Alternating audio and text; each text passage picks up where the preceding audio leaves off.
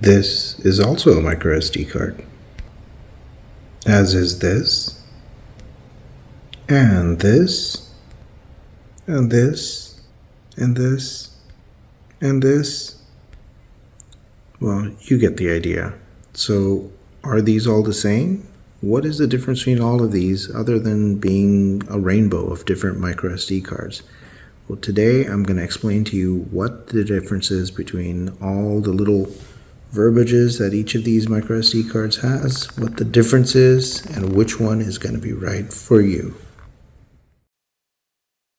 Now, the first thing you want to consider is that the designation here called STXC, what that means is it's one of the newer card formats.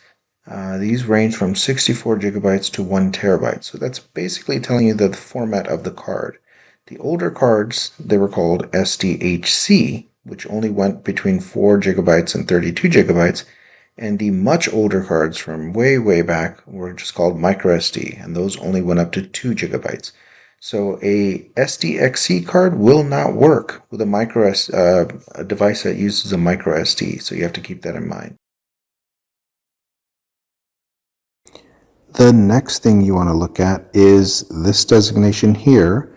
It's basically a U and it has a number inside. So this can have a number, basically what that stands for is the bus speed. So the UHS1, for example, or U1, basically means that the card has a minimum speed of 10 megabits per second. Now, the UHS1 is a half duplex speed or bus. What that means is it can either read or write at that speed. It cannot do both at the same time. So that's going to result in a much slower card. The maximum that this card can either read or write is 104 megabits per second. The next letter that you can have here is a UHS2. Now what that means is it can go up to 20 megabits per second, and the maximum speed is 312 megabits per second. So it's significantly faster than a U1 card.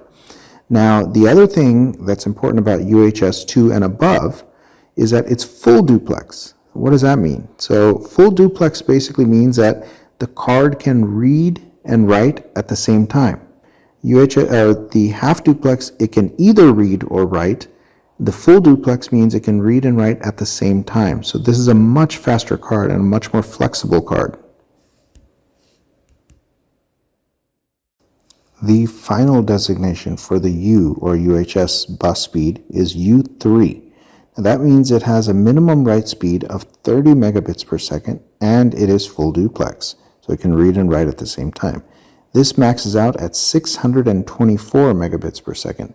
So it's quite a bit faster than the U1, the U2 as well.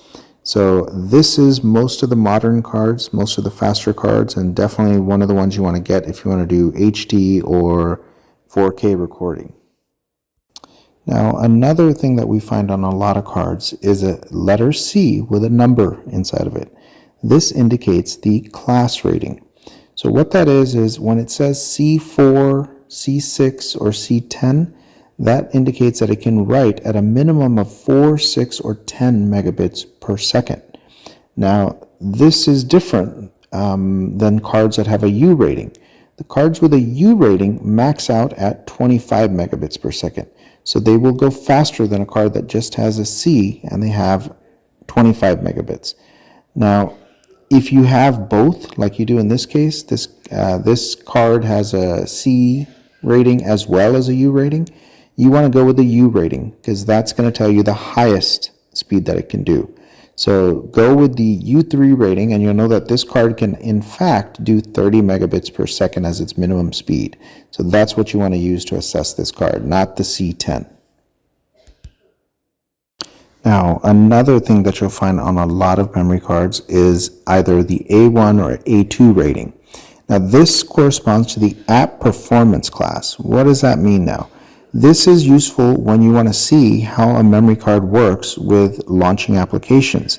So if you use this memory card in a tablet or in a phone that's going to be used for either playing games or launching apps, this is going to be a very important thing to look at. An A1 card has a minimum random read of 15 IOPS You don't really need to know what that is. Just know that an A1 card is a little bit slower than an A2 card. Not a little bit, sorry, a lot slower than an A2 card. Now, cards that are not rated at all, of course, are going to be much, much slower. They will not work well in a tablet or a gaming device, that sort of thing, or a phone. So if you're going to use this inside of a tablet, a phone, any type of gaming device, make sure it is A2 rated. I wouldn't even take a chance with the A1. Get an A2 rated, it will work flawlessly with your apps. Okay, so was all that confusing enough? Well, now I'm going to tell you one more thing that you're going to find, one more designation on these cards. That is the V rating. This V rating is basically a V with some numbers next to it. It's going to be V30, V60, V90. This is going to tell you the minimum megabits per second speed that it has. So this is read and write.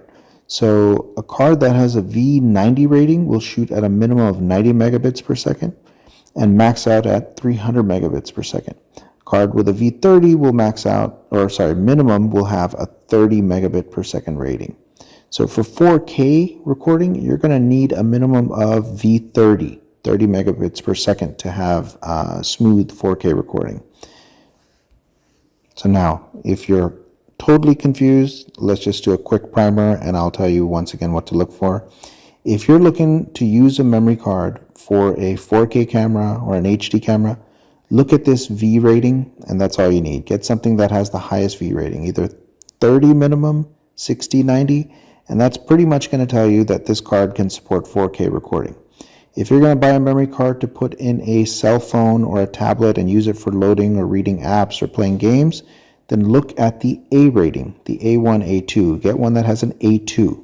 If you want to get a card that you're just going to use for storage in a computer, make sure it's a U3 and make sure that you get the highest V rating possible, because that will make sure that the card can read and write at the highest possible speeds. Now, all these other designations that are on there, the Pro Plus, the 466X, the Evo Select, the Evo Pro, those are meaningless. I know every company likes to make their card look bigger than it is, more grandiose than it is. If you just know the Vs, the U3s, you pretty much have it all. So that's all you're going to need to know. Now, some final thoughts on choosing the right micro SD card for you. As you can see here, this is a rainbow of micro SD cards that I have.